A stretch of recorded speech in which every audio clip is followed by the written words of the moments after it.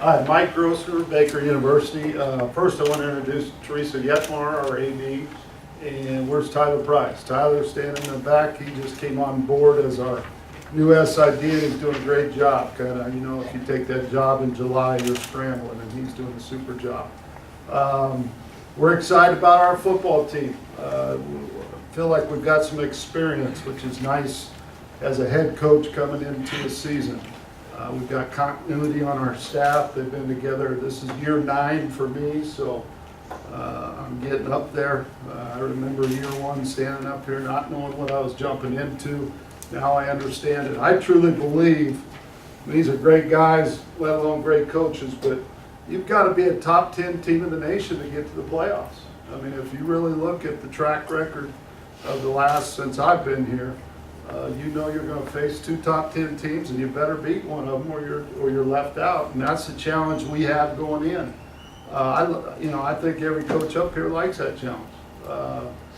It's great respect for our league across the country, and I truly believe in the next few years, and hopefully this year, one of us takes home a national title. That's what it's all about, and it takes luck. I hate to say that word, but the ball's got to bounce right. You got to stay healthy, and that will happen for the HAAC. So that's what I'm excited about. Year in, year out, you're going to get a new coach here and there, but overall, we talked about as a group, this is a great conference, and highly respected across the country, and we play good football, and it's tough football. I mean, there's not a week you can go out and say, hey, this one's going to be handed to us. There's no way. You'll get it handed to you, and we've found that out a few times. But from a personnel standpoint, offensively, I think it starts at your quarterback. We're very lucky to have Jake Morris back. He's going to be a 3-year starter as a junior. He was a co-conference player of the year last year, and well-deserving, very efficient with the football. In the backfield, Scott Meyer is back for us. He'll be a junior. He did everything for us as a freshman, and then had a leg injury last year that really affected him. So John Babb stepped up last year and really gave us a great year, and went out as a senior as an all-conference guy, and now Scott Meyer's back. We did sign a young man named Dylan Baxter from USC. We'll see. We'll see when he shows up. Is he ready to go? I think he is. I hope he is. Everything I've heard from him, and he can contribute in the backfield as well as out at receiver, hopefully. At receiver, we feel like we've got a great core. We've got at least 6 guys that we feel comfortable with. The leader of that core is Jake Green. Jake's be a 4-year starter.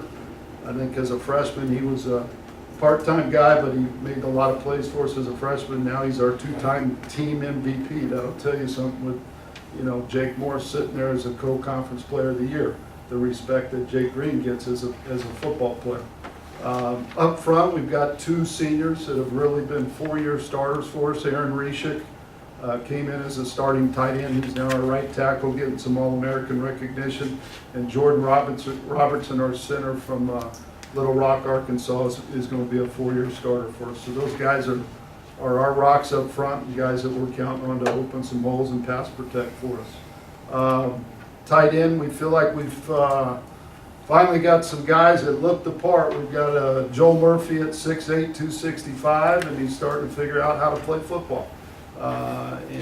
So we're excited about him. And then we signed a junior college young man from my old JUCO, Glendale Community College in Arizona, and joined us in the spring, Andrew Augsburger. He's 6'6", about 235, and had a nice spring with us. So we feel like we don't have to spread you out as much and dink and dunk, and maybe we can run the ball a little bit. Our offensive coordinator, Miguel Regalado, has done a great job. He took over last year and has done a super job. He's been with me 5 years. I had the opportunity to coach him way back in '97, and we've been together for a long time. So doing a super job with our coaching staff. On defense, Coach Thorne, Jason Thorne's our defensive coordinator. He's been there all 9 years with me. He's an old Lawrence High, KU, 4-year starter, all Big 8, all Big 12, and understands the local community and especially the Lawrence area and up in the Kansas City area. And he does our recruiting up there, and I think we, in that Sunflower League, have done a great job of pulling some good football players out of there. On the defensive side, you know, we feel like we got 4 guys up front that can play.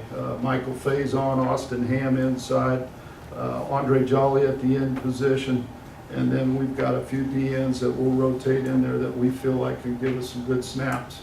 You know, we're going to have a couple interior guys hopefully step up to give us hopefully a 3-man rotation at least inside and give us some good stuff there. At linebacker, we feel like we've got a lot of experience. Ryder Wirtz is a 4-year starter, led us in tackles last year. Just a tough kid, great leader. Adrian Pearson, a Topeka High kid that got his opportunity last year and stepped in and led us in tackles the last 6 games. Adam Steele got hurt and Adrian stepped in and really did a nice job. Now Adam's back for his senior year as well, so he brings us a wealth of experience. He was our leading tackler, I believe, 2 years ago, so we feel good there. And then Emerson Clark's a young man out of St. Pete, Florida, that got an opportunity last year at split time and then took it over and did a nice job on the outside for us. We did have to find some guys in the secondary. We lost 3 starters for us, seniors and all conference guys.